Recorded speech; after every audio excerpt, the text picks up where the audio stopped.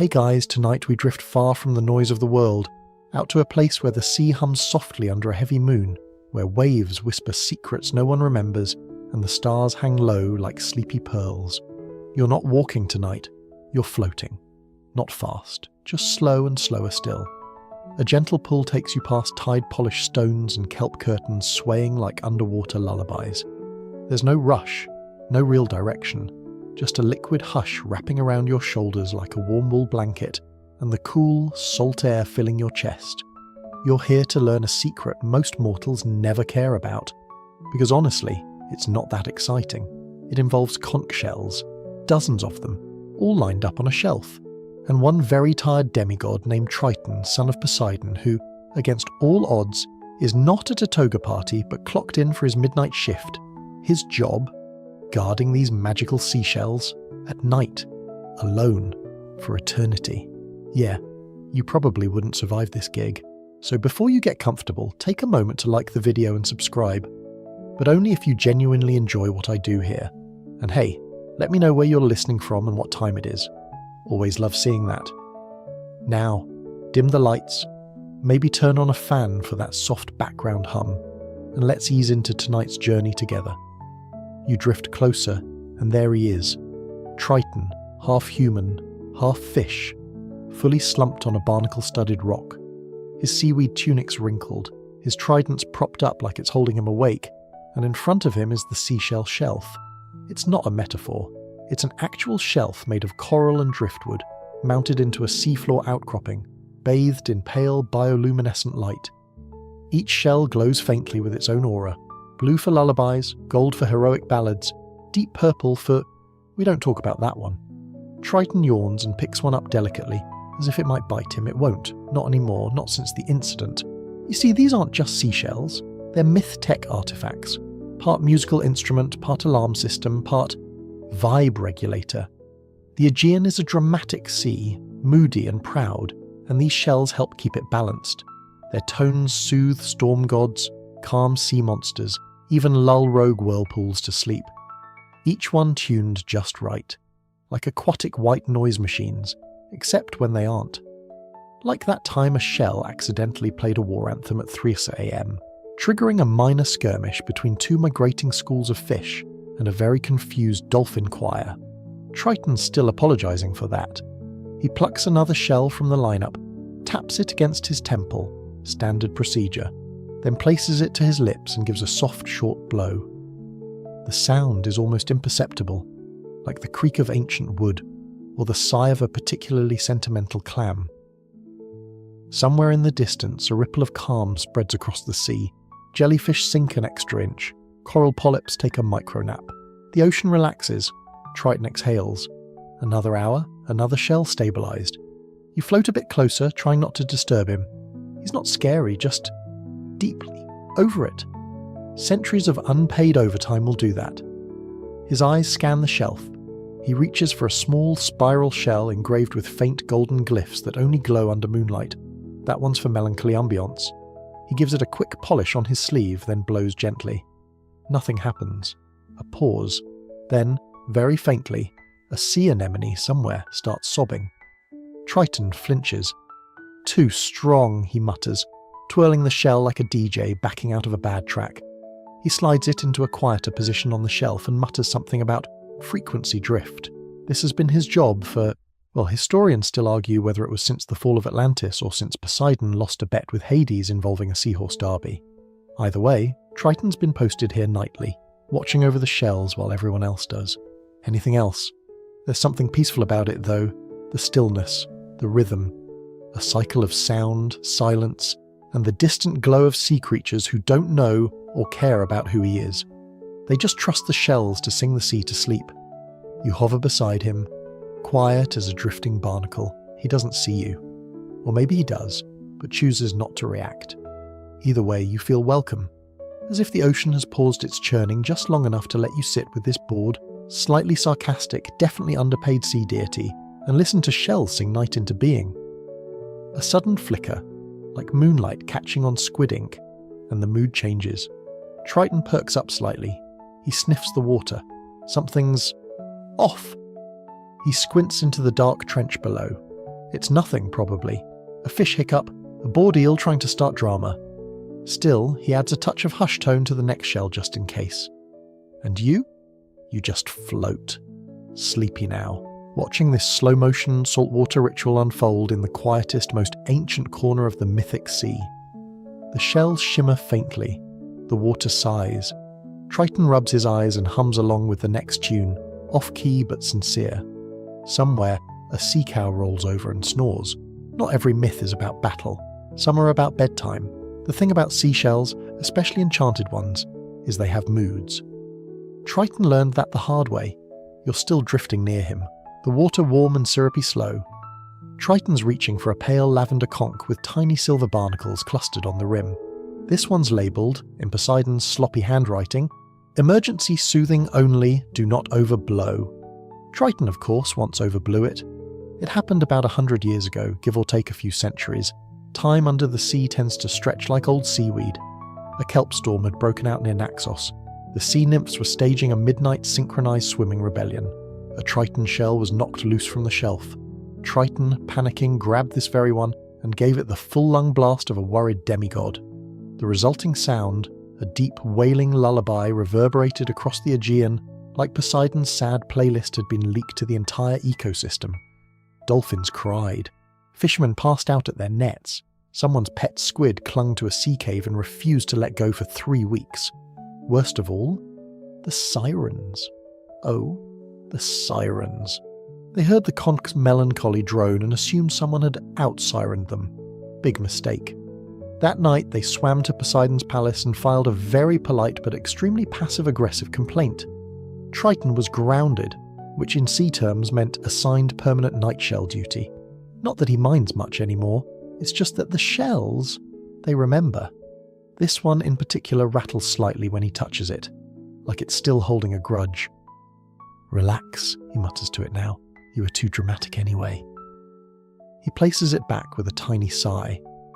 And you float there, watching this low-stakes domestic myth unfold in the slowest, sleepiest way possible. It's like watching a very ancient sea librarian argue with musical fossils. Above you, the moon filters down in shimmering strands. Each wave casts soft shadows across the conch shelf, making it look more mysterious than it is. Honestly, they're just tools. Important ones, sure, but still. No big climactic battles or dramatic sea quests here. Just one tired demigod doing sound checks for the ocean's subconscious. But let's back up a second. Why does the sea even need shell sounds at night? Well, mainstream myth says it's because Poseidon once struck a deal with Hypnos, god of sleep. The sea, wild and unruly, couldn't rest properly. It was all whirlpools and wave tantrums. So Hypnos offered a solution. Lullaby frequencies, embedded in seashells, activated only at night. Basically, ancient underwater ASMR, quirky fringe theory. Some say the shells are actually tiny prisons, each one holding a snoring minor deity with a musical snore pattern. It's a weird thought, and one Triton tries not to entertain while handling them. He once asked Poseidon about it and was told, quote, "Don't poke the conch." Still, historians argue whether the conch shell harmonics were invented for peacekeeping or just to drown out underwater snoring. Either way, they're Triton's problem now. Tonight, though, the shells are mostly calm. A few hum softly like old radios tuned to sentimental static. One emits a soft tinkle, like wind chimes dunked in molasses. Triton winces and turns it upside down. "Too cheerful," he says. "You'll wake the krakens." You blink. Wait, there are krakens? Yes, technically, but they're terrible sleepers. One even wears a kelp mask and insists on total silence after midnight. Triton's not allowed to mention that in reports anymore. It undermines the mystique, apparently. Still, he's got a job to do. You watch as he moves along the shelf, gently adjusting shells by hue, age, and vibrational compatibility. He keeps a little notebook made from pressed algae sheets. You glimpse a scribbled line. Note to self. Ask Dad if I can switch to heart-based systems. Shells are temperamental. You almost chuckle, but you don't want to disturb the trance of the moment. Everything here hums on a soft loop. Shells, sea, Triton's quiet sighs. You could fall asleep like this. You kind of are. But then, Triton pauses. He picks up a shell with a jagged crack across its curve. A scar. This one didn't survive the last big tidal spat between Poseidon and Zeus. Lightning plus seawater equals scrambled conch. Still, Triton keeps it. He says nothing, just holds it for a second. The water seems to slow around him. A memory flickers behind his eyes. Something about Olympus, arguments, responsibility dumped like driftwood on his back. Then he sets it down gently, as if tucking in an old friend. You notice something now. The shells aren't just tools, they're companions, each one a chapter in Triton's long, lonely history. He doesn't talk to people anymore, not really. He talks to them, and they somehow answer, even if all they say is, shh. The third shell Triton lifts tonight is small, swirled like cinnamon in coral pink and pale sand beige. It hums with a subtle, nervous tremor in his hand, like it knows what's coming. Triton tilts his head, mutters, "Not your fault," and blows softly into it. The sound it releases is extremely boring. Just a soft oceanic hush, like a wave thinking about crashing but then deciding against it. "That's better," he says, nodding. "No more heroic overtures." You hang there, watching him adjust a few more shells on the shelf. His motions are slow but practiced. Ritual, really. But it's the next shell that draws your attention. It's unusually round, unusually gold, and unusually suspicious. "This one," Triton mutters, "got me grounded for 200 years. It starts with a whistle, not from the shell, but from Triton as a child. Back then, he didn't know that underwater whistling was extremely illegal in Poseidon's domain. Why? Because it echoes funny, and according to his dad, attracts the wrong type of currents. He was maybe a century old at the time, barely out of plankton daycare, and thought it'd be hilarious to use the magical golden shell as a makeshift kazoo during a family feast. The resulting note triggered a chain reaction. The sea started vibrating, a pod of narwhals fainted, and 2 neighbouring islands were gently nudged several metres closer together. It was not funny. Poseidon, very much the Greek god version of a grumpy landlord, instituted the first ever ocean conduct policy after that. No underwater whistling, no shiny rocks used as focus crystals, and absolutely no impromptu shell solos unless it's your birthday and 3 other deities sign off. Triton was not amused then. He's barely amused now.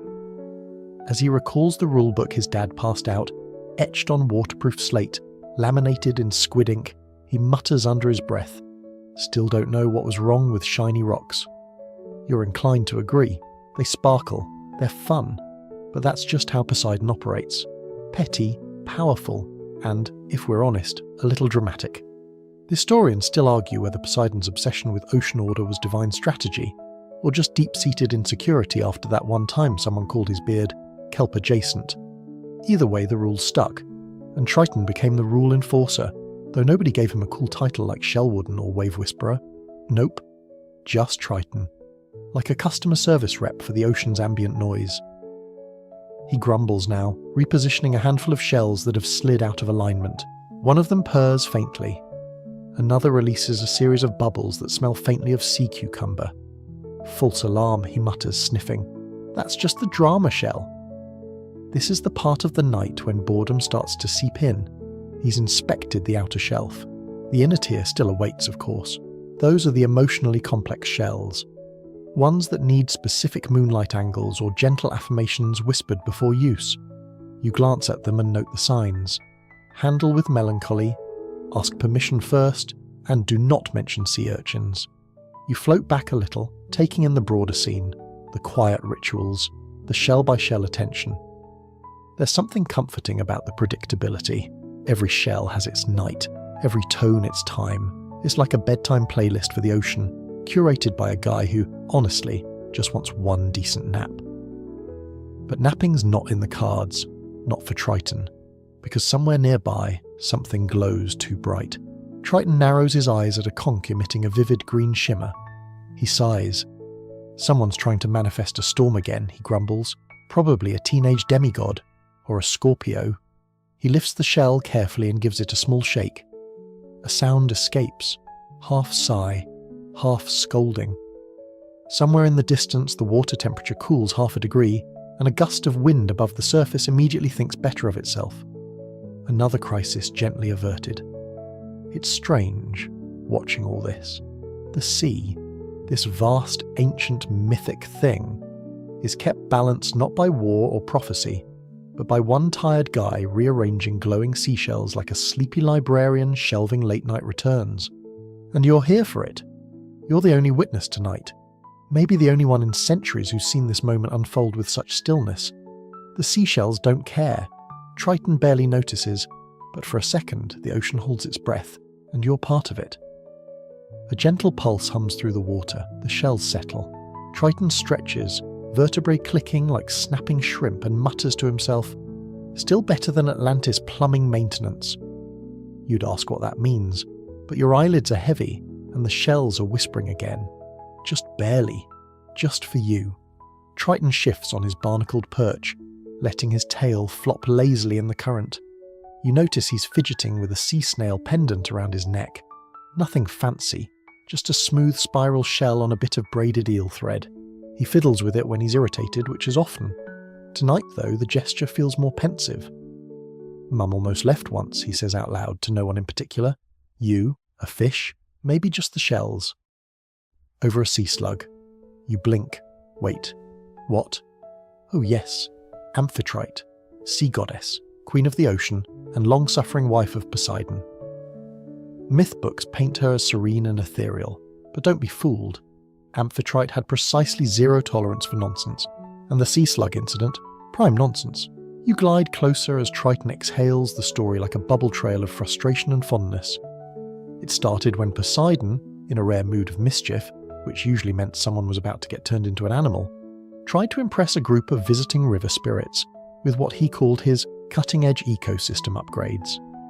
These upgrades included letting a bunch of bioluminescent sea slugs loose near the palace reef to create mystical ambiance. What he didn't consider was that sea slugs are, well, messy. Bright, sure. Pretty in that slippery neon way. But they excrete slime trails that glow for hours and attract highly curious eels. One of those trails led straight into Amphitrite's private coral garden. Cue disaster. Picture it. Delicate fan coral lovingly shaped over centuries, now squished under a pile of glow-in-the-dark slug goo and wriggling eels crashing through like toddlers on kelp candy.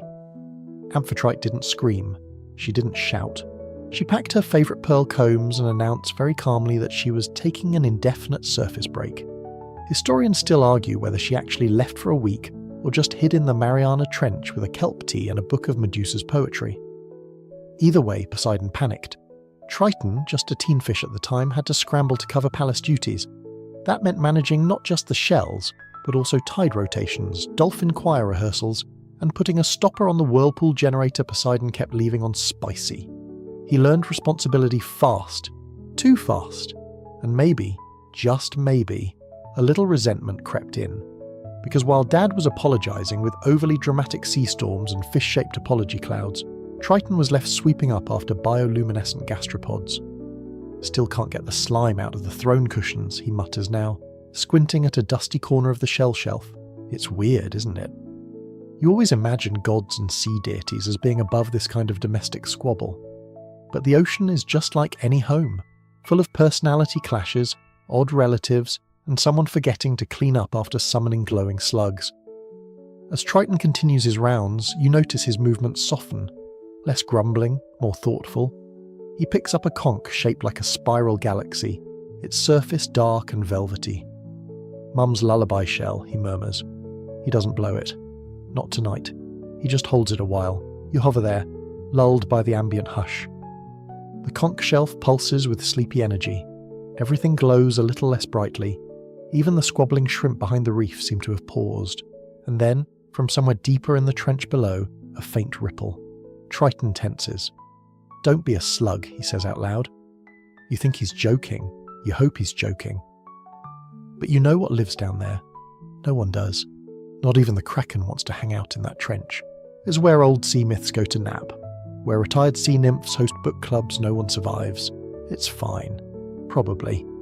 Still, Triton reaches for one of the calming but firm shells.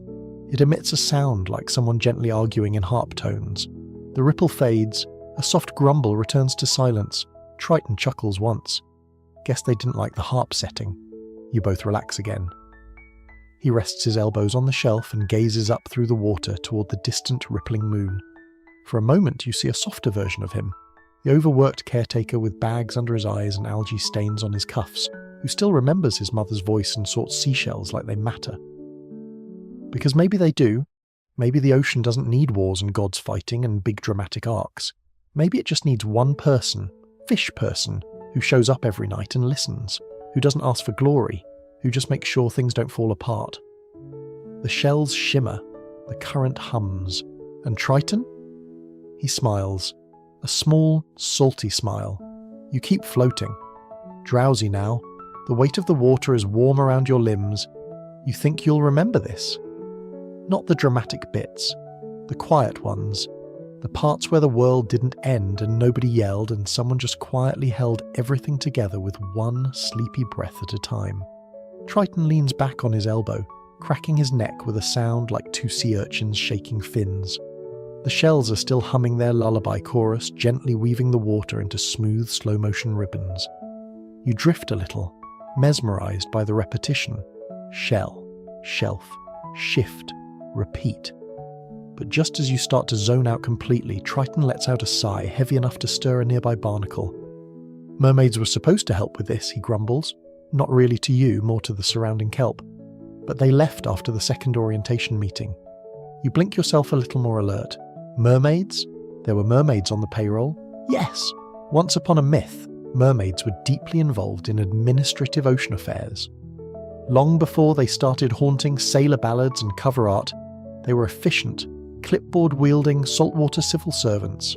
They ran the seapost, managed moonbeam deliveries, filed tide reports, a well-oiled, scale-covered bureaucracy. But mermaids, it turns out, are easily distracted. Triton recalls one especially long planning session where Poseidon laid out the shell cataloguing and harmonization protocol, which included a 14-tab sea sponge spreadsheet. The mermaids nodded politely, jotted notes with kelp pens, and then collectively swam off mid-meeting to braid each other's hair with glow coral. They just ghosted, Triton says. 1 minute project managers, the next, ocean influencers. He nudges a shell into alignment with a sound like a jellyfish settling into a beanbag. Now they do paid seaweed mask sponsorships and open clamshell cafes with mood lighting.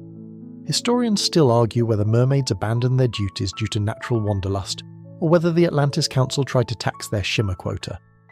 Either way, they're not around anymore when the shells need to be logged, tuned, and emotionally validated. You imagine them now, gliding above sea canyons, gossiping over blowfish smoothies, completely unaware that Triton is still, nightly, filing wavetone compliance reports in triplicate. He picks up one of the old mermaid communication shells. It has a little crack and a stuck button that occasionally plays a high-pitched giggle. He blows into it experimentally. The water around you flickers in soft pinks and purples. A whiff of something like lavender sea foam and passive-aggressive perfume drifts by. Somewhere, a jellyfish flutters bashfully. "Still works," he mutters. "Figures." He sets the shell aside with surprising gentleness. It's easy to tell he misses them.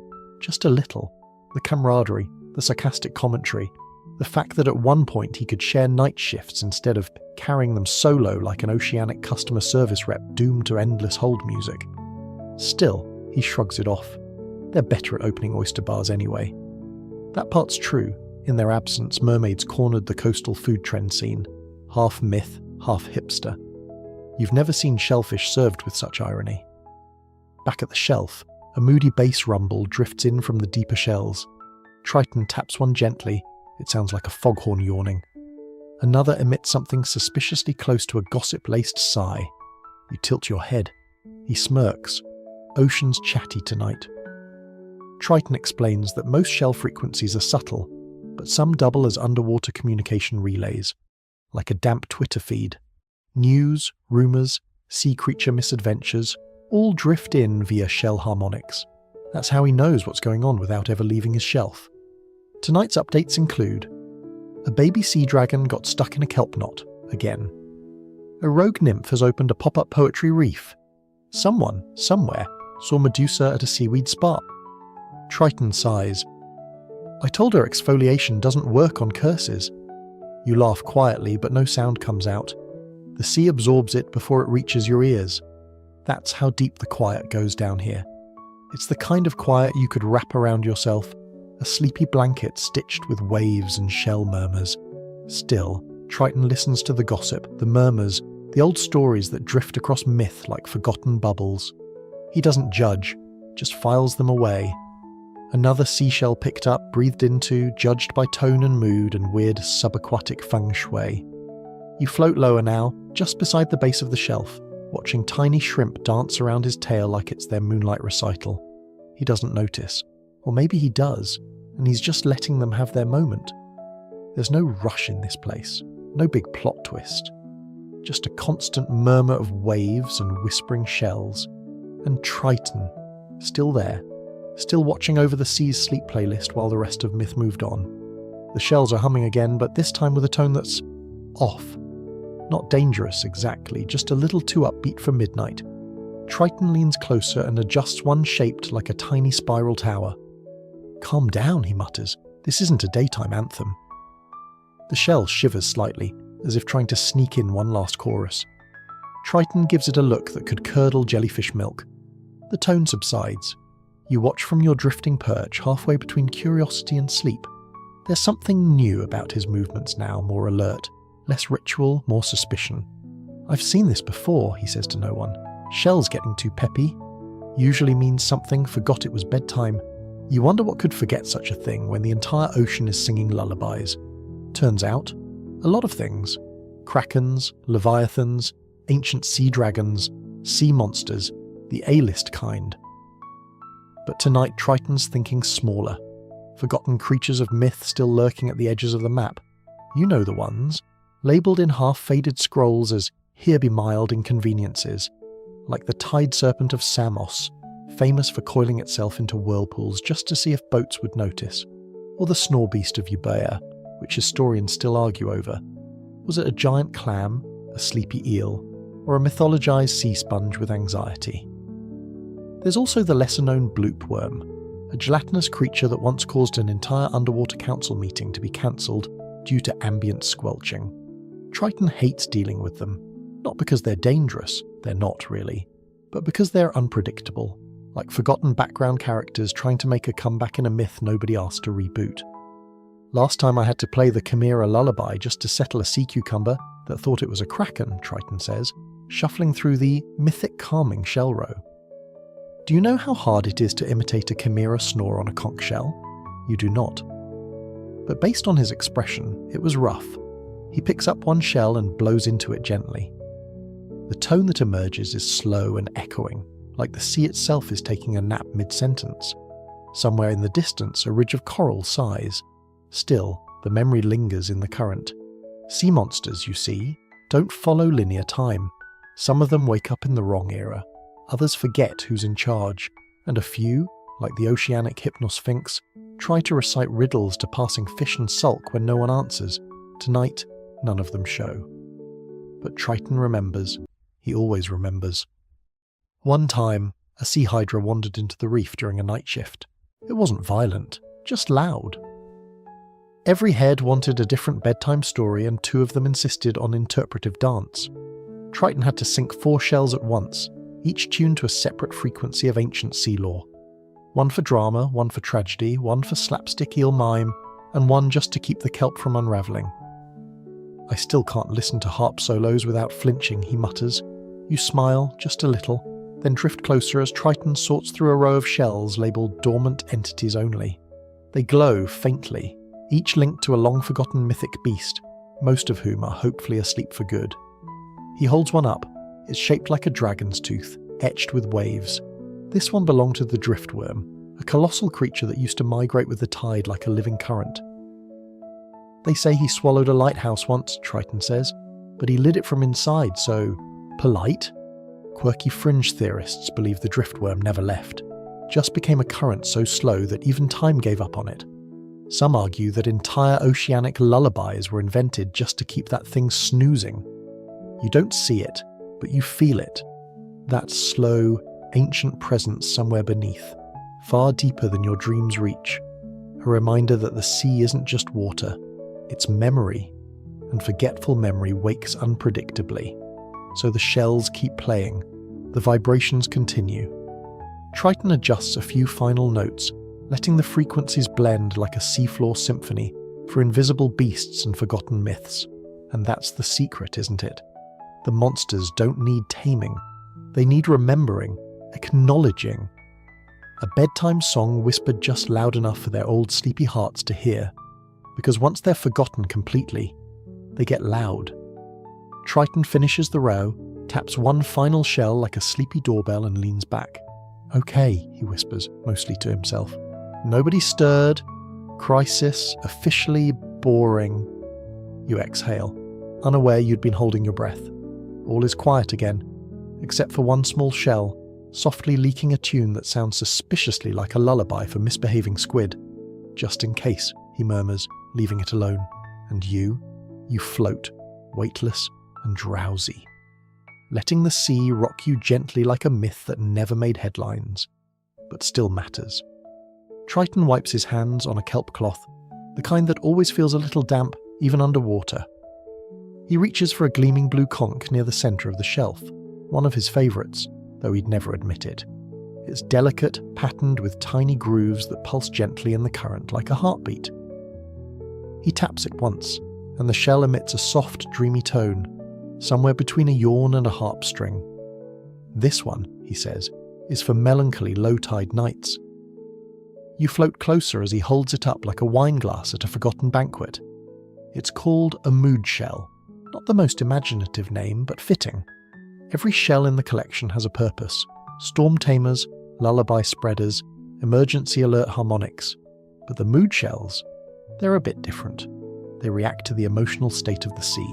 And tonight, apparently, the sea feels wistful. Triton blows into the conch again, and a note spreads out in rippling waves.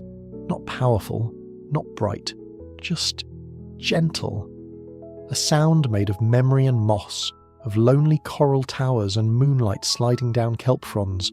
You swear you can hear ancient laughter woven into the tone, like someone remembering a joke they can't quite place.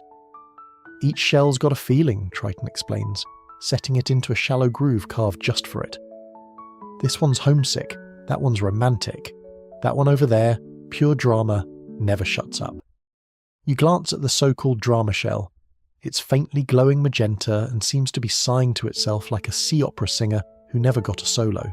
He continues down the shelf, gesturing casually. That orange one's perfect for sea funeral ambience, don't ask. The striped one sounds like a school of tired dolphins apologising, and that tiny black spiral, great for quiet existential dread at 3 a.m.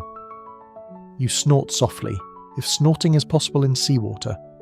Somewhere above, a current shifts, brushing Triton's hair back slightly. He adjusts his posture, then gives a slow, practiced stretch. A spine cracks. Possibly two. Shell for that too, he mutters.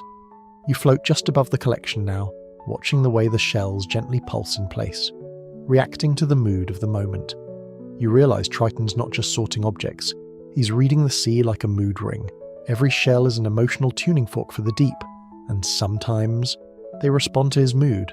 Tonight, the tone is steady, sleepy, with just a hint of that sadness you feel at the end of a really slow song, the kind that ends on a breath instead of a note. Historians still argue whether these shells were enchanted by the gods, or simply grew sensitive to centuries of emotion, absorbent, like coral steeped in forgotten feelings. Some believe they were carved by nereids using forgotten languages of music. Fringe myth theorists even suggest that each one contains a fragment of a sea deity's heart, bottled into sound. Triton doesn't know, or care. They just work, he shrugs, as long as I don't mix up the romantic one with the anxiety one. Again.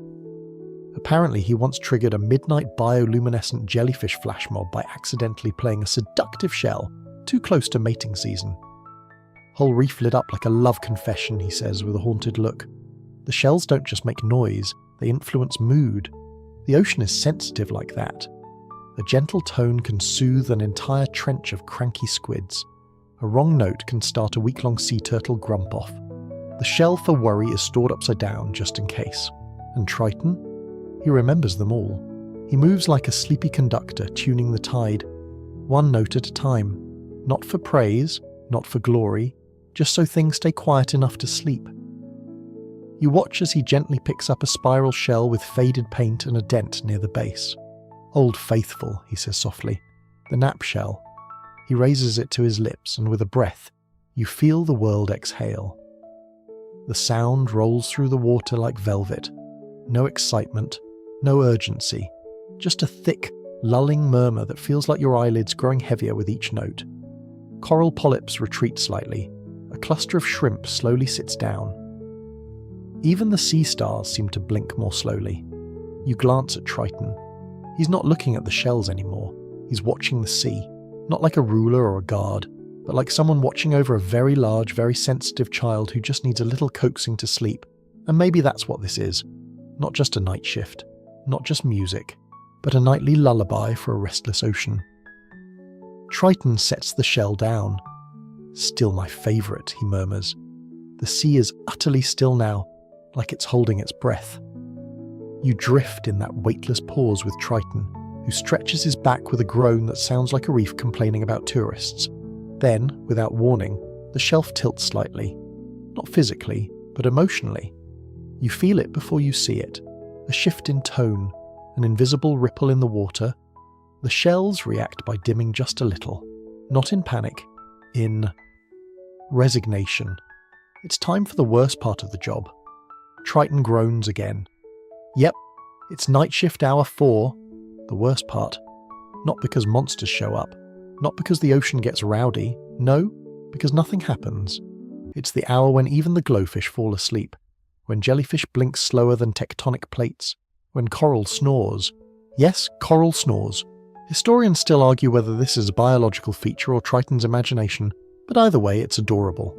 During hour 4 you get the leftovers, like the wandering narwhal who keeps forgetting where he parked his iceberg, or the cranky octopus who files passive-aggressive complaints via ink puffs about inconsistent ocean mood lighting, or the endless paperwork. Oh yes, Poseidon loves bureaucracy almost as much as he loves tridents. Which is why Triton, alone in the quietest corner of the ocean, is required to complete nightly shell reports. You watch as he pulls out a long spiraled scroll made of waterproof kelp parchment. It unfurls like a sea serpent with commitment issues. On it, line after line of forms, shell says 42, mood, wistful, tone, subdued sigh. Shell number 17, unresponsive, might be pouting. Shell number 9, tried to harmonise with passing whale, denied. He grabs his coral-stubbed pen and starts scribbling, muttering as he goes. Where's the emotionally unavailable checkbox again? This is his reality. While other gods are off smiting or flirting or reclining dramatically on storm clouds, Triton is cataloguing seashell emotion charts in the dark, alone. Except for you, of course. You're the only one here watching him sort the ocean's subconscious. The weirdest part. He doesn't seem mad about it. Just tired. Like someone who accepted a long time ago that he got assigned the world's most tedious eternity and made peace with it. Well, he says, somebody has to keep the narwhals from eating the jellyfish passports. Wait, what? Triton sighs. Long story. You raise a metaphorical eyebrow. Okay, short version. The Sea Council once issued official ID pouches to jellyfish colonies, made from sea cucumber skins, very trendy. Unfortunately, narwhals thought they were snack bags. You don't even want to know the customs debacle that caused. He flips a page on the parchment. Now every jellyfish has to carry laminated travel permits. Waterproof, obviously, but they still glow under moonlight, so easy target. You feel a laugh bubble up. Not loud, just warm. This place is absurd. Boring. Beautiful. Perfectly strange. Triton keeps writing. Somewhere in the deep, a cluster of narwhals giggles in unison. Triton pauses, narrows his eyes, and picks up a specific shell, glittering silver with a "do not use except for dad" warning scratched on the bottom. Let's see if this still works, he mutters, and gives it a light blow. The sound that emerges is oddly familiar, a long, resonant note that somehow implies, "Don't make me come down there." The narwhals immediately scatter. He grins. Still got it. That's the thing about the night shift. It's not glamorous. You're not fighting titans or untangling prophecy scrolls. You're managing the leftover myth bits, making sure nobody drowns in their own bedtime story. You float above him now, watching as he resets the scroll, tightens a vine-wrapped seal and stacks it next to yesterday's report. You swear it sighs as it settles. He picks up another shell and spins it between his fingers. It emits a tiny hiccup of a sound. Triton blinks. That one's new. You both stare at it. It glows faintly pink, then blue, then briefly flashes plaid before sighing. Great, he mutters. A mood shell with identity issues. He places it in a tray labelled sought later, probably cursed. Another hour passes. Triton leans back and gazes upward at the water shimmering like silk above the shelf. The light from the moon filters down like a lullaby on its last note. Even the seaweed seems to sway slower now. It's weird, he says softly, but I kind of like this part. You believe him. Because sometimes, the most boring job in the mythos is the one that holds everything together. The shells are quiet now, each one humming its assigned frequency, all tuned to that sweet, sleepy harmony that keeps the sea from spiralling into late-night chaos. Triton exhales through his nose, satisfied. The shelf is in balance, for now. But, of course, balance never lasts. From somewhere just outside the conch-lit zone, a small wave of turbulence nudges in, ruffling Triton's kelp scrolls and making the drama shell gasp dramatically. Triton freezes, squints into the water, and then sighs, deeply. The kind of sigh you only exhale when you recognize trouble coming, and it's wearing a seashell anklet. Oh no, he mutters, not him again. You drift closer, curious. From the dark glides a figure, tall, sun-streaked, hair flopping like a tide pool commercial, grin wide as a coral canyon. He's riding a piece of driftwood like it's a surfboard, but it's not cutting through the water so much as confusing it. This is Triton's cousin, technically. No one's entirely sure what branch of the divine family tree he splashed out from. His name has been lost to time, but everyone in the sea just calls him the surf guy. And yes, he invented surfing. Or at least claims he did. He's not wearing a shirt, he's never wearing a shirt, it's part of the brand. You, Triton, he calls, flipping upside down in a graceful but completely unnecessary somersault. Still babysitting those seashells, huh? You gotta live a little. Triton doesn't even look up. Last time you said that, 3 nymphs got whiplash and a sea cave collapsed. I said I was sorry, Surf Guy replies, completely unbothered. You watch him drift lazily over to the shelf, eyeing the shells with exaggerated awe. Whoa! Are they still doing the whole shell emotion regulation thing? Thought that went out with fish scale togas. They never wore those, Triton says flatly. Surf Guy leans close to one shell and whistles. The shell pulses in alarm and a squid panics somewhere in the background. Triton snatches it back before it can summon anything regrettable. Dude, Surf Guy says, grinning, you gotta lighten up. Come ride a lava vent with me sometime. They're piping hot tonight, literally. Historians still argue whether Surf Guy is a divine spirit of waves or just a chaotic byproduct of too many water deities partying in the same century. One fringe theory suggests he was formed entirely from Poseidon's discarded ambition and a seagull's sense of fashion. But whatever he is, he's very, very real. And very, very annoying. Triton tries to resume his duties, but Surf Guy drapes himself casually across the shell shelf like a nymph at a moonlight poetry slam.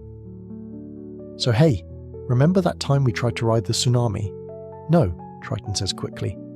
Because we did not try to ride the tsunami. You did. I filed the formal complaint about it. It was a great ride until the Hydra showed up. You can't help but float a little closer, suddenly invested. Triton groans, rubbing his temple. You summoned a Hydra wave because you thought it looked more dramatic for your exit. And it did, didn't it? Surf Guy grins. Triton doesn't answer. He just reaches for the calm people down before they make more bad choices shell and blows into it like a weary parent. The tone hums low and reassuring.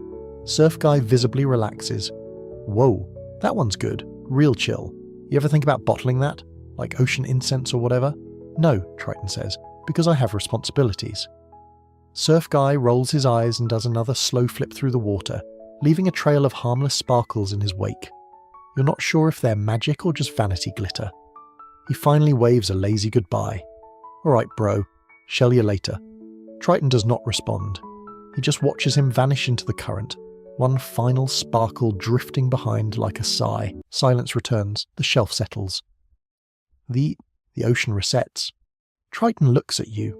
Well, not directly, but in that way that says, "You saw that, right?"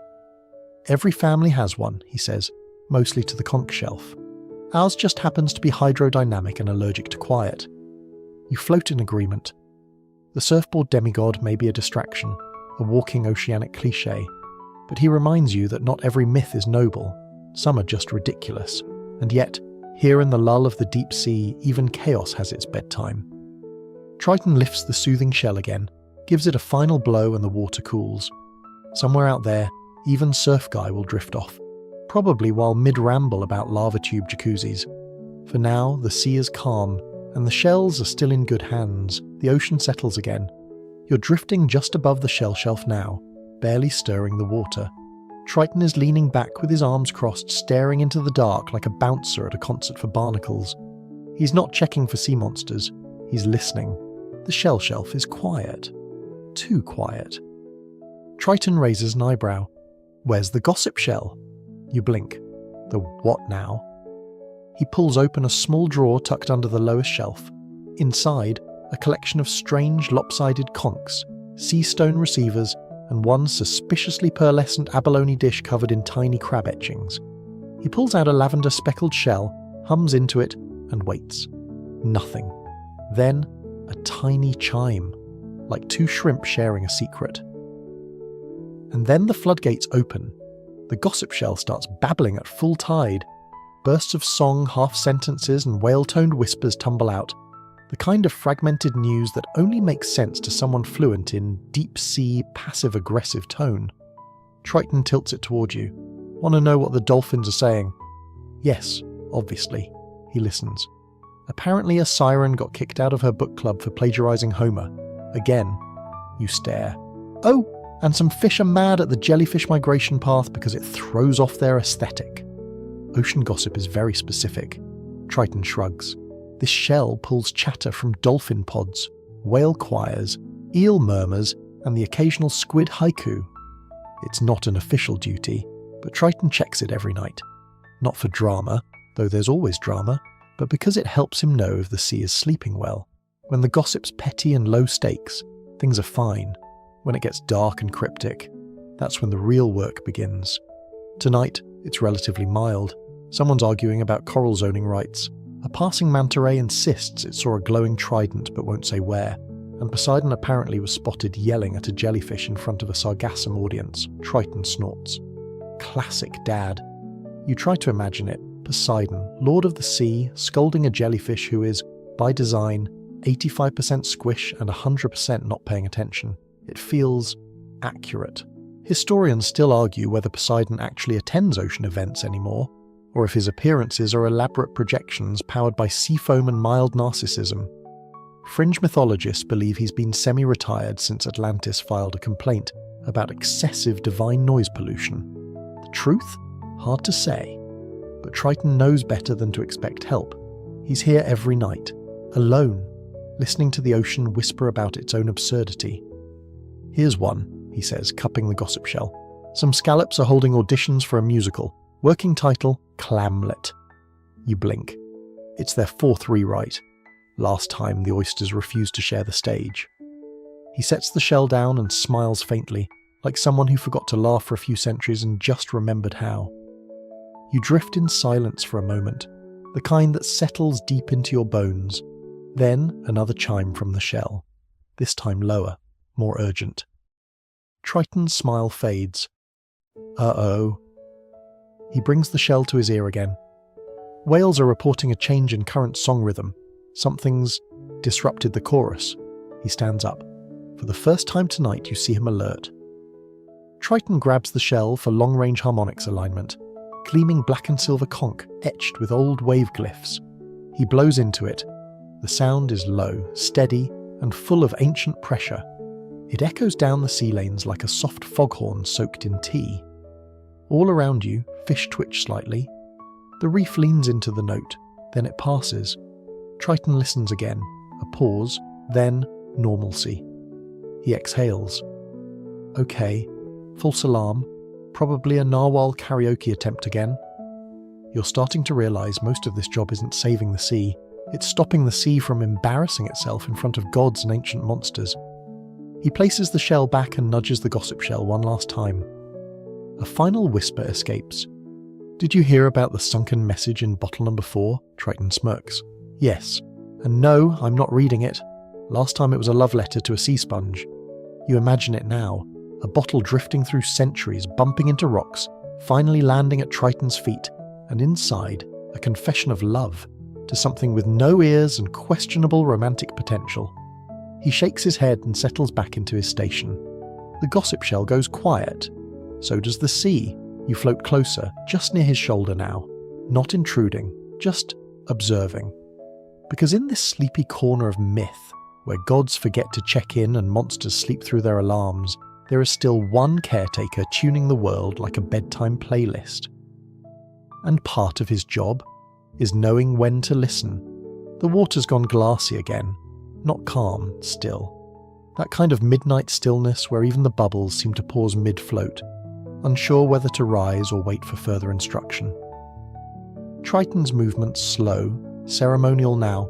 He reaches toward the centre of the shelf with both hands like he's handling something sacred. This is the part of the night when he checks the conch. Not a conch, not just any old fancy sound shell. The conch, capital C. The one that started all of this. You float quietly, instinctively respectful, like a fish sneaking into a temple. The conch rests in a pearl-lined cradle at the heart of the shelf, slightly apart from the others. It's larger than most, thick, spiraled and carved with deep, time-worn symbols that seem to rewrite themselves if you stare too long. Its colours shift subtly with the current, rosy gold one second, pale blue the next, like a seashell made of moonlight and secrets. Triton lifts it. It hums, not like the others, not a musical note exactly, more like a memory clearing its throat, a vibration that nudges something deep in your chest, ancient and echoing and full of sleepy grandeur. He closes his eyes for a second, holding the conch against his forehead. You can feel the shift in the sea, even the reef leans in. "It chose me," he says quietly, "not really to you. Not in some prophecy scroll, not with fireworks, just picked me. One night, long ago." He doesn't elaborate yet, just strokes the side of the conch gently, like someone petting an old pet dragon who occasionally hiccups thunder. You wait. Eventually the story trickles out like a tide pool anecdote. He'd been a teenager then, half fish, all attitude. Poseidon had left him alone for the night, standard tough love parenting from the ocean god himself. Triton was supposed to monitor a minor whirlpool that was misbehaving near Delos. Instead he'd wandered off sulking. That's when he found it. The conch wasn't on the shelf, wasn't locked in a vault, it was just sitting in the sand, half buried, abandoned, as if the sea itself had set it down and forgotten. It was humming already, Triton says, eyes distant, like it was dreaming without me. He'd picked it up without knowing the rules, blew into it like a kid trying to annoy seagulls. The result? A sonic wave rolled out across the archipelago. Nothing dangerous, but enough to cause a synchronized wave bow along 12 coastlines. A dozen sea gods sneezed in unison. A ship's figurehead turned to look at its crew and whispered, "Rude." The sea, in its own sleepy way, had responded, and the conch had sung back. No one could take it from him after that. Poseidon tried. Amphitrite warned. The mermaid stared at it with the kind of reverent suspicion normally reserved for glowing orb relics and perfect hair days. But the conch would only hum for him. It bonded, Triton says, shrugging, like a very clingy cat made of acoustics. He brings it to his lips now. You tense. Even now, after centuries of guardianship, Triton only blows it once per night. No more. The conch isn't for routine tuning. It's not for shell filing or gossip damping or narwhal deterrent. It's for resonance, for keeping the core harmony of the ocean balanced. And also, it's got an attitude. Triton gives the tiniest puff, barely more than a sigh. The conch responds with a low shimmering tone, a sound made of distance and history and approval. The water doesn't shake. It shifts, like it's leaning into a pillow after a long ancient day. All around you, the other shells vibrate sympathetically. For a few seconds, the entire shelf becomes one continuous chord, slow, deep, and wrapped in salt and starlight. Then silence again. Triton lowers the conch, exhales. That'll do. You don't speak. You wouldn't dare, but you think you get it now. This job isn't just filing. It isn't babysitting. It's caretaking something sacred, something vast, something musical and alive and far older than anyone gives it credit for. Triton sets the conch back in its cradle. It pulses once, like a sleepy wink, and all around it the shelf settles again. The conch has gone quiet, folded into itself again like a snoring legend. Triton gives it one last affectionate pat, exactly 3 taps, always in the same rhythm, then turns back to the rest of the shelf with a groan. All right, he mutters, back to the nightmare. Not the monsters, not the shell tantrums, the paperwork. You see it when he opens the cabinet tucked behind the main shelf. A coral drawer nearly bursting with rolled-up charts, glowing squid ink forms, laminated kelp memos, and a few scrolls that seem to be weeping softly. It's shell maintenance night. You float in close, instinctively recoiling at the sheer bureaucratic weight radiating off the pile. Every shell needs a report. Every report needs a mood assessment. Every mood assessment requires a cross-reference with the lunar phase, local salt density, recent emotional tone of nearby reefs, and whether or not a seagull cursed at the ocean within the last 24 hours. Yes, that last one is tracked. It happens more often than you'd think. Triton rolls his shoulders, grabs the nearest quill, still wet from earlier, and starts. Shell 5. Mood. Melancholy with flirtatious undertones. Shell 18. Colour shift. Teal to chartreuse, likely reacting to whale breakup near Crete. Shell 9. Incident report. Attempted duet with passing sea turtle choir. Outcome. Confused harmony. Just once, Triton mutters. I'd like a shell that files itself. You drift over his shoulder, peeking at the inspection checklist etched on waterproof sea glass. It's titled in bold kelp font, monthly resonance compliance and echo renewal form. You don't understand most of it, but you do recognise a section labelled Shell has shown signs of magical sentience. Yes, no? Again? He checks the third box. The blue-striped shell in question vibrates softly and emits a long, judgmental sigh. Triton ignores it. 1 scroll down, 73 to go. To make things worse, this is also the night for moon phase syncing, a finicky ritual where every shell's tone has to be recalibrated according to the current lunar schedule. Full moon, slightly bolder resonance, crescent moon, whisper tones, lunar eclipse. Don't even try, just put a tarp over everything and wait. Triton glances at the night sky filtered through leagues of water. Quarter moon. Tricky. He adjusts shell 14 by 2 degrees clockwise. It sighs in relief, then releases a soft belch. Better, Triton mutters. Then there's bioluminescence audits. Every enchanted shell is required. Per Poseidonic Decree 4b, subsection glowy bits, to maintain at least 3 active glow points, balanced between mood display and safety function. Triton checks them one by one. Red shell. Too dim. He rubs it gently with a puff of coral paste. The sad little green one, glowing like a firefly. Overachiever, he mutters, and the golden shell at the back, dead dark. Triton frowns. You went out again? He taps it. No response. He leans close, blows softly into its base, still nothing. Then he pokes it with the business end of his trident. It glows, suddenly, dramatically, unnecessarily bright. Triton reels back, blinking. Okay, too bright. The shell dims slowly, smugly. This is why you're not allowed near the epic poetry shell, he grumbles. The thing about shell maintenance is that no one else remembers it needs to happen. The gods? They assume the shells just keep working. The sea creatures?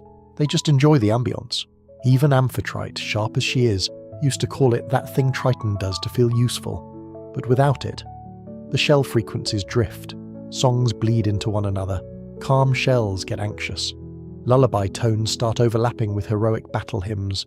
You do not want to try sleeping through a wave that's having an identity crisis. Historians still argue whether the shell system was ever meant to be permanent. Some say it was a placeholder until the sea developed self-regulation. Others think the gods just forgot to invent off switches. One especially bold fringe scholar theorized that the shells are feeding off Triton's attention, that they require care to stay quiet. Triton once tried to read that theory. Too real, he muttered, and shelved the scroll upside down. You float beside him now, watching as he rewraps a scroll in algae fibre, then carefully slots it into a niche labelled "Pending Further Complaint Review." Beside it is another stack, shells that talk back you squint. That stack is thick. He pulls out one at random, a pretty pearled cone shell, taps it gently. A soft voice immediately hisses, "Do not breathe on me, barnacle boy." Triton sighs, tosses it into the to-be-dealt-with-by-dad pile, which mostly serves as a graveyard for problems that will never be addressed. And somehow, in all of this, the forms, the glowing updates, the muttering shells, the sea stays quiet, it breathes evenly, because Triton keeps doing the work no one else remembers. He finishes one last checklist, signs it with a flourish, and seals it with a puff of sleeping current. Then he sits back, rubbing the stiffness from his arms. The ocean hums in gratitude, not loudly, just enough for him to hear. By now, the sea is deep into its sleep cycle. Everything pulses in slow waves, colours, currents, even Triton's blinking. The reef has dimmed to a soft blue hush. Even the drama shell is snoring, which is why, of course, Triton's eyelids are doing the dangerous dance, one moment open, the next, drooping like soggy seaweed in a spring current. He catches himself, straightens, mutters, "Not again." You sense it immediately. He's losing the battle. And when Triton dozes off, he dreams. You'd think a demigod's dreams would be all prophecy and celestial drama. Not Triton. His dreams are archives. Strange, mental tide pools where half myths and forgotten beasties swirl together in a sleepy soup. Tonight's dream takes you both under. One blink and you're no longer in the shelf zone. You're drifting through a different trench. Deeper. Quiet as a shipwreck's last breath. Triton is there beside you. Only now he's barefoot, no trident, no shells. Just himself. Around you, enormous stone shelves carved into the seabed stretching into darkness. Each one holds something alive, but not awake. Beasts, hundreds of them, sleeping, or at least trying to. Triton tiptoes past a snoozing kelp wyvern curled around a shipmast like a cat. Next to it, a claw whale rests its chin on a broken sea chariot, drooling salt. "They're not dangerous," he says quietly, "just tired." This is the Deep Archive, a dream space repository of mythic creatures who never got their spotlight. The ones that showed up once in a footnote and were never invited back. They live here now, not dead, not forgotten, just resting. You float past a plankton god, the size of a jelly bean, radiating a faint glow of pure disinterest. That one used to run sea diplomacy, retired after the Dolphin Council introduced inspirational slogans. Another corridor, a moss kraken halfway through an eternal nap, snoring bubbles shaped like poetry stanzas. Triton stops in front of a particularly large sleeping creature. You can't see all of it, just the suggestion of size, a fin the length of a temple, an eye closed like a canyon with eyelashes made of drifting seaweed. The original tide beast, he whispers, helped shape the moon pool, sleeps between centuries now. Historians still argue whether this being actually existed, or was just Poseidon's excuse for running late to a planetary summit. Triton, he believes. He's seen the ripple, heard the deep lullaby that only ancient sea bones can hum. You drift past creatures made of coral and sighs. One is composed entirely of sea foam and regret. Another looks like a stack of kelp scrolls wearing a monocle. "This is why I stay awake," Triton says, "because if I don't, they start talking again." Apparently some of these beasts are still linked to the real sea. When Triton drifts too far into sleep, their thoughts leak into the current. Forgotten creatures don't forget him. One time, he fell asleep too long and woke up to an underwater flash mob orchestrated by the squid mime chorus. Took weeks to calm the reef. Sleep is dangerous, he says, even in dreams. You want to say something, but the dream doesn't allow it. You're just a drifting echo here, a guest in someone else's subconscious archive. A low rumble shakes the trench. Something stirs. Triton whips around. A shelf in the distance has cracked open. A large, oozy shape slithers upward, yawning. "Oh no," he groans, "not the melodraman." You stare. The what? Too late. The creature begins singing. A rich, over-the-top baritone echoes through the trench. Words unclear, tone, very dramatic, possibly heartbroken, definitely musical. Triton grabs a nearby conch, slaps it against his forehead and mutters, "Wake up, wake up, wake up." The trench blurs, the music gets louder, a crab in the corner bursts into tears, and just like that, you're back, above the shelf, drifting in the real world. Triton gasps awake. The shells flutter in alarm, then settle. He wipes his eyes, bleary and irritated. "I hate that guy," he mutters. "Always tries to get a solo." You glance at the gossip shell, which now plays a faint echo of the song. "Figures," Triton sighs. "Even my dreams go on record." He straightens the shelf as if nothing just happened. Like he didn't just tour a dream world of shelved beasts and half-myths. Like this is normal. It probably is. You hover there quietly, watching him run a hand through his hair. The night is still again. But something has shifted. Even the sea needs a break from itself. A place to tuck its weirdest ideas. Its half-formed legends. Its tired, unneeded myths. Triton guards those too, even in sleep. The gossip shell is still softly echoing the Melodramon's dream ballad, despite Triton's increasingly aggressive side-eye. He picks it up, gives it a firm shake and growls, "We don't do encores!" It gurgles one final dramatic sigh and falls silent. You're floating just above the shelf again, the quiet settling in like a warm blanket soaked in seawater and ancient boredom. Triton rubs his face, clearly trying to shake off the last clinging tendrils of dream logic. But before he can even reach for his kelp rag, a sound cuts through the stillness. Thunk. It's distant, muffled, but it's not a shell. It's above. Triton squints upward. Thunk. Thunk. Ping. A beat. Then, "Oh no," he mutters. "Not them again." Before you can ask, the water around you pulses faintly, like someone knocked gently on the sea itself. A wave of shimmering distortion ripples past the reef, and then, from a perfectly straight vertical trench lined with unnaturally symmetrical coral, a bubble rises. Not an ordinary bubble. This one is sealed, stamped, and it's carrying a letter. He doesn't even open it. He just groans and says, "Atlantis." Yep. You've heard the myths. The lost city of crystal towers, elegant canals, and extremely passive-aggressive zoning laws. Still functioning, sort of. Hidden beneath bureaucratic layers of magic and overregulation. And tonight, they're filing a noise complaint. Triton finally breaks the seal. The scroll unfolds with an exaggerated whoomph, coated in anti-moisture enchantments and approximately 5 too many official stamps. At the top, in stern block lettering, Complaint Dus 48C, Conch Tone Disturbance, Emotional Harm via Lullaby Echo Triton Skims. Apparently last night's shell harmonics were too melancholic, causing a minor romantic breakdown in Atlantis' Council Chamber 3. A senior advisor reportedly attempted to elope with a fountain. Again, Triton mutters, they need better acoustics, and less romantic fountains. You peer at the complaint. There's a little checkbox near the bottom that reads, "I understand the sea is mysterious and not entirely beholden to civic planning. It is, predictably, not checked." He fills out the response form scrawling, "Tone approved, echo distance unintended, shell frequency operating within normal mythic range. Not my fault your fish therapist was emotionally triggered." Then he blows into the reply bubble and sends it zipping back into the abyss. You imagine it bouncing gently against Atlantean tower walls before landing on someone's desk labelled Aquatic Public Relations after midnight shift. Historians still argue whether Atlantis ever stopped sinking, Triton mutters, but their complaint department, fully operational. The funny thing is, Atlantis used to love the shell songs, before the harmonics got too complicated and they hired a full-time frequency ombudsman. First they praised the sea, he grumbles, then they tried to file copyright claims on wave patterns.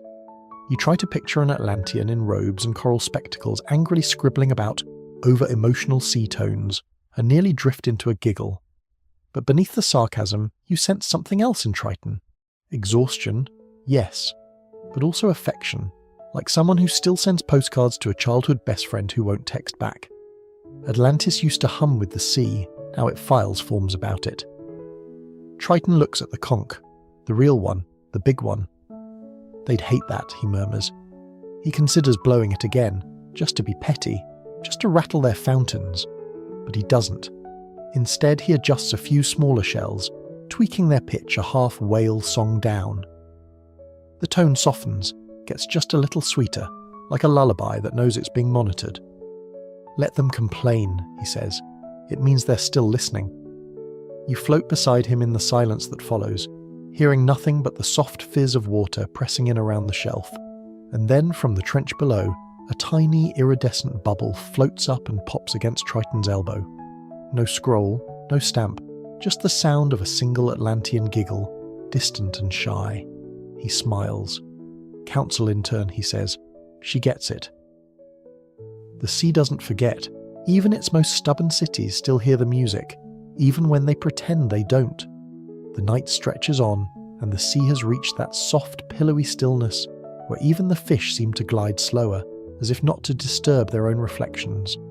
You can almost feel the temperature dip. Not cold, just gently sleepy, like the ocean itself has pulled the blanket up over its shoulders. Triton's doing his rounds again, checking the softer shell tones, ones meant for reef lullabies, squid meditation, and what he calls low-emotion coral ambiance. But tonight, he's got one more task on his list. He picks up a pale, glassy orb from behind the shelf. It glows like a nightlight and pulses gently in his palm. "Time to follow the jellyfish," he says, half grinning, like it's a private joke you're about to be let in on. You drift beside him, and together you both slip into a slow current that coils around the reef like a lazy sea serpent. It's time for the whisper trail check. This is how jellyfish communicate when they don't feel like glowing in Morse code or migrating in a large passive-aggressive clumps. It's quiet, delicate. They leave behind whisper threads, barely visible tendrils of bioelectric shimmer that carry low-frequency secrets through the water. Only a few sea beings can hear them. Triton, he's fluent. You travel down the trail, weaving through kelp fronds and bioluminescent coral. Along the path, you see the faint afterglow of jellyfish trails, tiny pulses of light hovering in place like sleepy punctuation marks. Triton listens with his fingers, tracing the shimmers with care. The first thread says, "Whale migration delayed. They found a warm patch and aren't leaving." "Can't blame them," he nods. The second thread, "Moonlight feels sad tonight, not a problem, just noting." "That one's mine," Triton mutters. You glance over. "Sometimes I leave them notes," he says, sheepish, "just so the trail doesn't feel one-sided." You pass a coral outcrop where the trail grows dense, buzzing slightly. Giant squid saw something glowing in trench, ignored it, but it's been humming. Might be Atlantis, might be sea ghost, TBD. Triton sighs. Classic squid ambiguity. Historians still argue whether these jellyfish messages are instinctual biopatterns or intentional communication. Some even say it's the ocean's subconscious speaking through its most translucent citizens. Fringe scholars argue that the whisper trails are psychic diaries. Triton. He just calls it soft gossip. Further along you pass a glowing loop drifting upward. A final message. "Sleep well, Shellkeeper. You're not as invisible as you think." Triton blinks. You both float in silence. "That's new," he says. You can't see his face fully, but something softens at the edges of his posture. He taps the orb in his hand and the whisper trail behind you dims, signalling completion of the night circuit. You head back toward the shell shelf, and for a while neither of you speaks. But just before arriving, Triton glances sideways at you. You know, jellyfish aren't as brainless as people say. They just keep their thoughts to themselves. You nod, if it's possible to nod underwater. Back at the shelf, Triton logs the trail summary onto a strip of sea glass using a tiny inkfish as a pen. The ink glows faintly before drying. Filed under mood whispers, then he pauses, turns to one of the smaller shells near the bottom of the shelf. It's an odd one, slightly cracked, barely glowing. He lifts it with a kind of care reserved for things too fragile to fix, but too important to forget. You ever talk to someone who never talks back, he asks. You don't answer, because he's not really asking. This one doesn't sing, never did, but I keep it here. Jellyfish like it. They hover near it when the shelf gets too loud. He places it down like a memory, not functional, not enchanted, just presence. Not every shell needs to sing, some just listen.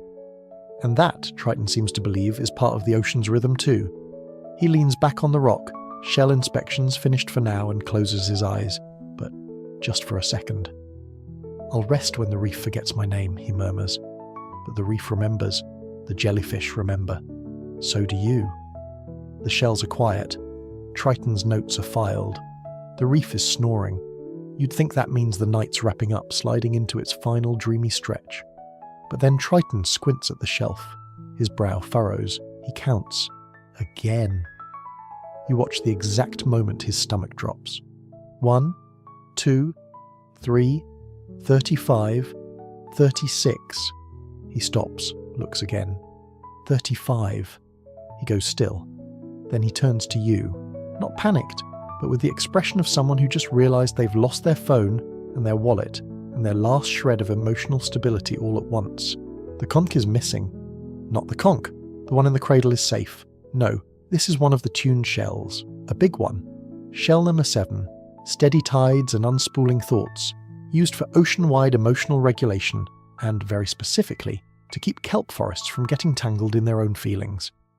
Triton scrambles to check the shelf again, lifts trays, rattles drawers, knocks on the gossip shell. Did you see where it went? The gossip shell emits a shrug-like vibration. He spins around, floats up, circles the reef.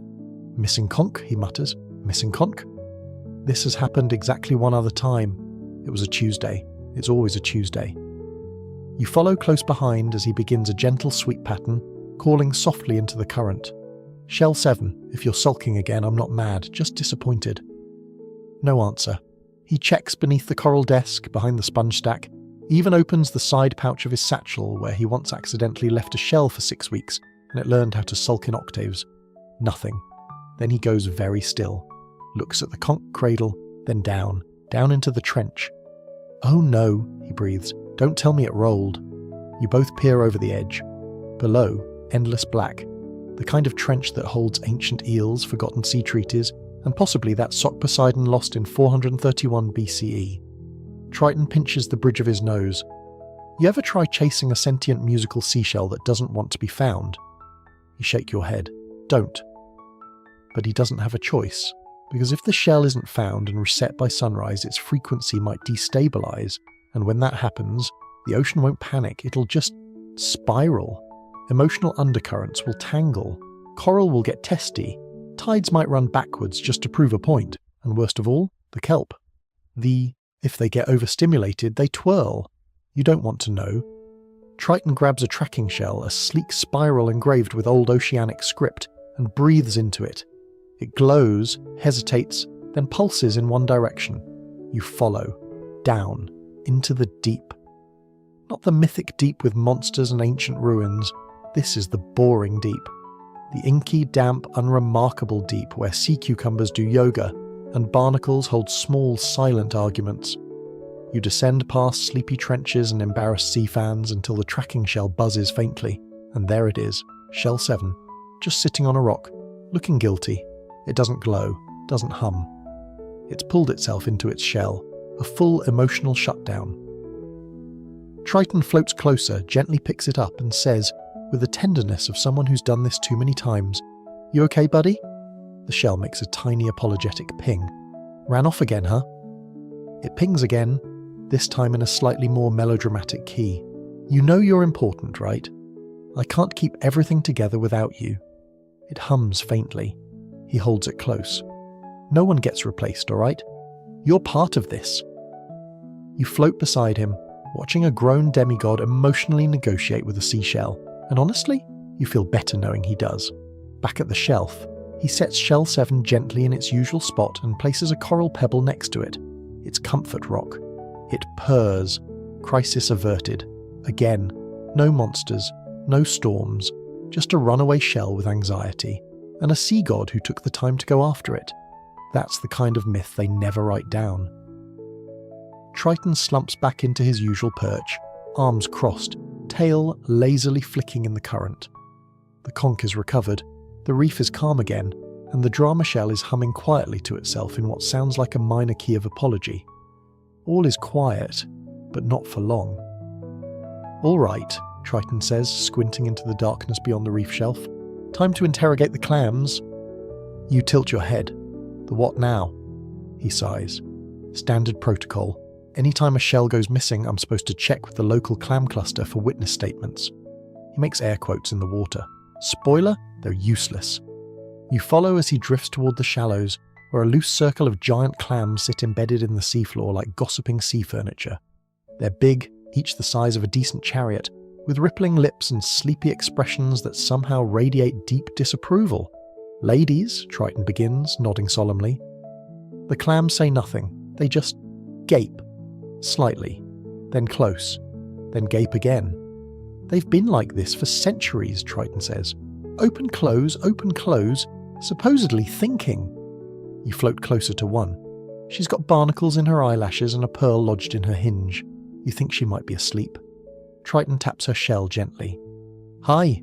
Sorry to wake you. I'm just wondering if anyone saw Shell 7 roll off the shelf earlier." Silence.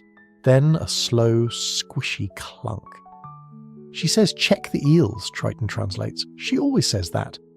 Historians still argue whether clams possess true sentience or are just blessed with divine levels of passive resistance. One fringe theory insists they're an ancient surveillance network planted by Gaia herself. Very discreet, very slow, and absolutely unhelpful. Another clam opens. Inside, a tiny sand crab throws a single piece of kelp into the water and closes the shell again. "Okay," Triton mutters. "That one just insulted me." You begin to see the problem. Triton moves from clam to clam, repeating his polite but weary questioning. The answers vary. A groan and a small puff of bubbles. A shrug so slow it might have started last week. One clam who seemed willing to help until a barnacle climbed in and took a nap mid-sentence. After the fourth loop, he tosses up his hands. They never cooperate, but the regulations say I have to ask. He pulls out a scroll, bright orange, soggy, and marks a little box that reads, "Consulted primary mollusk sources." He mutters, "It's like filing a noise complaint with a sand dune." One clam shifts slightly, creaking open long enough to cough up a shell fragment that looks suspiciously like a snack wrapper. Triton groans. "That's not ours. Someone's been feeding them again." He glances at you. "Mermaids used to bribe them. Thought it was funny." He kneels beside one of the older clams and says very quietly, "I know you're smarter than you let on. If something goes wrong down here, you see it. You always do. So if you're holding back, just remember who keeps the reef running." A long pause, then a soft click. One of the clams opens her mouth slightly and lets out a single musical bubble. It drifts upward, wobbles, and then pops with a faint ping. Triton smiles. "Okay," he says, "that's something." He scribbles on the scroll. Lead, bubble song points toward ridge echoes. Subnote, clams still salty. You follow him as he drifts away, muttering, "You'd think a species that spends its entire life eavesdropping would be better at sharing." But he's not really mad. He understands. Clams just want to be left alone, but they'll talk, if you're patient. It's the same with all his tasks. From shells to jellyfish to slightly rebellious mollusks, Triton knows how to wait. Not because he has to, because that's the only way the sea talks.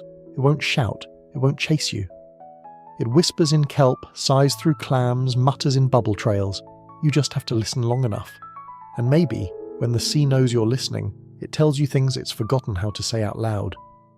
By now, the night has fully settled into that sacred time when even the coral has quit gossiping. The sea is half asleep and so are you, drifting along beside Triton as he scribbles down the last few notes from the clam exchange. And then, as if summoned by a contractual obligation to show up late and contribute almost nothing, Poseidon appears. Well, sort of. There's no thunderclap, no chariot of hippocamps or golden trident sparkling with stormlight. Just a slightly overripe swirl of current, a few scattered sparkles, and the faint smell of damp seaweed and masculine overconfidence. Then, whoosh. Poseidon materializes like a late guest to a party he forgot he RSVP'd to. Beard dishevelled, robe uneven, one sandal missing. "Sun," he booms, floating casually above the shelf. Still at it, I see. Triton doesn't even look up. "Hi, Dad." You brace for a mythic exchange of power and reverence. What you get is Poseidon peering at the shell collection and going, "Did you move the anxiety shells? They used to be over here." "They're organised by tide resonance now," Triton says, without emotion. Poseidon squints. "Really? Huh. Thought that was a dolphin thing." You're not sure if this is divine sarcasm or just genuine cluelessness. Triton seems equally unsure. Poseidon pokes at a sleepy shell, which immediately flinches and lets out a disoriented whimper tone. Triton snaps. Please don't poke the conchs. I'm just helping, Poseidon shrugs, already losing interest. I used to run this place, you know, Triton mutters. Used to. Poseidon floats a little higher, dramatically inspecting the reef like a real estate agent evaluating his childhood home. It's not bad, a little quiet. Maybe spice it up. Add some sirens, install a thermal vent fountain, put a Kraken mural here. Big one. No, Triton says. Poseidon glances at you. Who's this? Triton doesn't answer. You float a little awkwardly. Poseidon nods as if that's enough. Anyway, he says, yawning, I just dropped by to say, you're doing fine. Probably. A pause, Triton stares. That's it? He asks. Poseidon shrugs again, clearly already distracted. Yeah, well, I'd help more, but I've got a thing with a sea court, or a sponge tribunal. Honestly, it's a little blurry. He flicks a bubble out of his hair. You know, son, Poseidon continues, when I created the first wave harmonics, I never thought we'd still be doing this. Triton arches an eyebrow. You didn't create them. Amphitrite did. A pause. Poseidon waves dismissively. Sure, she helped. We're all co-creative in this family. Then he yawns again, loudly, and begins to dematerialize. I'll check back in, sometime. You've got this. And just like that, he's gone. No helpful suggestions, no shell calibrations, not even a thank you. Triton just floats there for a second, motionless. Then he exhales, long and slow. Classic shell misplacement visit. You wait a beat. So, that was Poseidon? Triton shrugs. Technically. You both sit in silence for a bit. The shelf hums. A tiny shell lets out a sleepy burp. Triton glances at the ripple trail his father left behind, already dissipating. He shows up once every few hundred years, mostly to say something half helpful and remind me I exist. He brushes coral dust off one of the older shells. You'd think a sea god would be better at godding.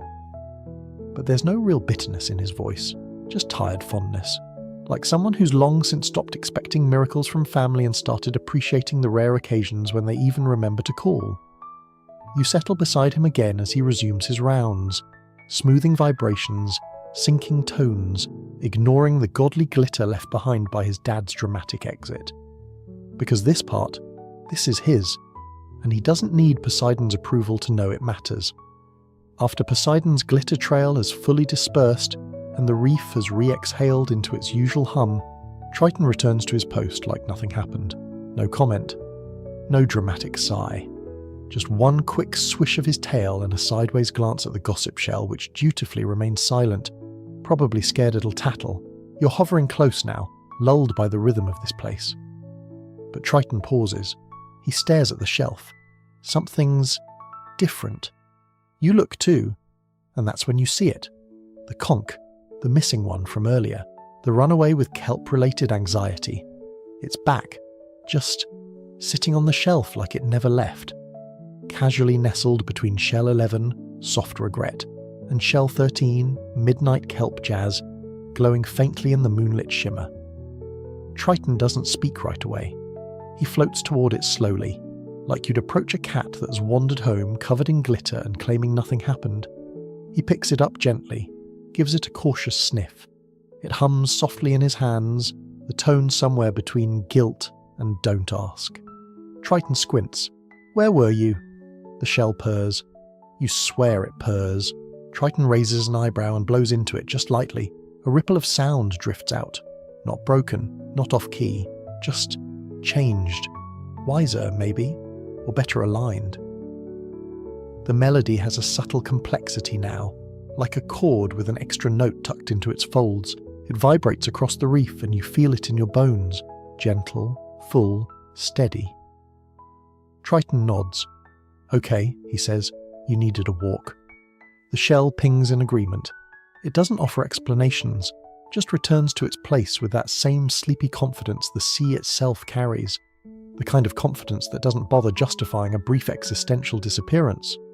Triton logs its return with a flick of his wrist. Shell 7. Returned self. Claimed emotional recalibration. No further questions. This is the thing about the shells.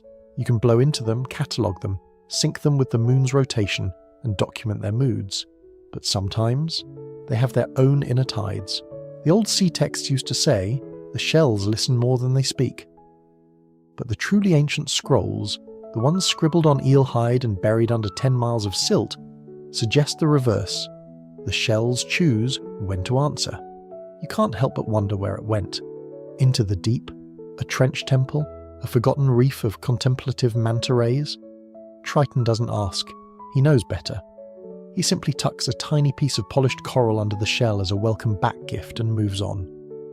That's how you treat creatures of the sea, especially the emotional ones. Not with demands, with presence. You drift back into stillness. The shelf is aligned. The tones are steady. Even the gossip shell seems respectful. Triton exhales and lets himself lean back a little, not slouching, just resting. This is how it goes, he says softly. They wander, they come back, sometimes better, sometimes weirder, but always back. You look around.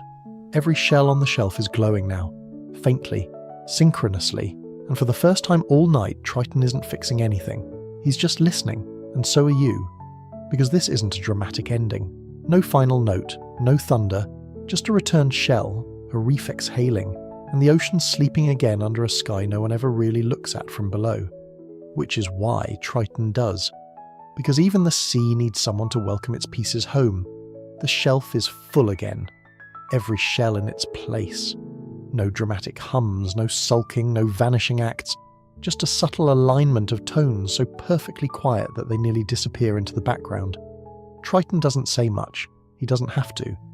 There's a posture to his silence now, shoulders slightly looser, tail drifting instead of coiled. The ocean is behaving, finally, for now. You both linger in this rare moment when the reef, the trench, and the shells all seem to sigh together. That long, gentle exhale that comes when everything is exactly where it should be. But you notice something in his hand, a shell you haven't seen yet. Small, no carvings, no glow. Plain, really. More like something you'd find on a lazy beach than a mythic shelf. Triton turns it over in his palm. Not all shells make sound, he murmurs. Some just remember. He lifts it to his ear and listens. Not for function, not for calibration, just to hear what it holds. And you float beside him, doing the same. It doesn't sing, it doesn't hum. It just holds a kind of silence that feels full, like a pause between waves, or a memory that never quite says its name. This is his favourite, he says. It was the first one he ever found on his own. Before Poseidon made him keeper of the shelf, before the mermaids left, before the forms, the dream beasts, the complaints from Atlantis, before the job became the job, just one shell, pocketed during a wander, nothing magical, just a piece of the sea he could keep, something small, quiet and fully his, fully. He keeps it on the shelf even though it's never required in any official protocol. There's no rule against remembering, he shrugs. Yet. He places it gently in its spot nestled in the far right corner where only he ever looks. And the ocean? It doesn't say thank you. It doesn't need to. Instead, it shifts. A current moves, soft, slow, wrapping around the reef like a silk ribbon. The coral sways in time. A school of fish just sleep swim past like a dream you only half remember. And then the shelf hums, once, just once. A unified tone, every shell, in perfect harmony. Not loud, not proud, just together. Triton blinks and smiles. Then he does something he rarely lets himself do during shift. He leans back, closes his eyes, and rests. He trusts the sea, at least for now. The shells will hold, the reef will whisper, and maybe, just maybe, the world will sleep just a little longer. You float beside him in silence, caught in the stillness of a myth that never needed to shout. Just hum, just breathe, just be. And now, the reef grows even quieter. The current softens. The shells stop humming, their tones tucked away like folded linens at the end of a long, long evening. Triton stays still.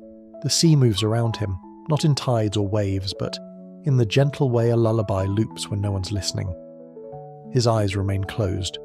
There's no tension in the water now, no rogue conches, no passive-aggressive complaints from Atlantis, no runaway melodrama shells trying to upstage the moon. Just the sound of deep silence, layered and warm, pressed into the folds of kelp, settled at the bottom of forgotten trenches, sleeping in the echo of whale songs long gone. And you're floating, weightless, invisible. Welcome. You've made it this far. You've seen the shells, the routines, the stories that drift at the bottom of the myth. The kind of stories that no one tells loudly, because they don't need to. Because sometimes the sea holds itself together with quiet things, with soft rituals, with a shell that doesn't sing. Triton shifts slightly, but he doesn't wake. He knows the shelf is whole, the sea is asleep, and maybe you are too. So let the hum settle in your chest. Let the last tone echo out like a slow breath you forgot you were holding. And sleep, friend. Sleep like a shell in the stillest part of the reef. Sleep like the sea. Sleep like Triton, floating, waiting, dreaming of absolutely nothing at all. Absolutely nothing at all. Absolutely nothing at all. Absolutely nothing at all. Absolutely nothing at all. Absolutely nothing at all. Absolutely nothing at all. Absolutely nothing at all. Absolutely nothing at all. Absolutely nothing at all.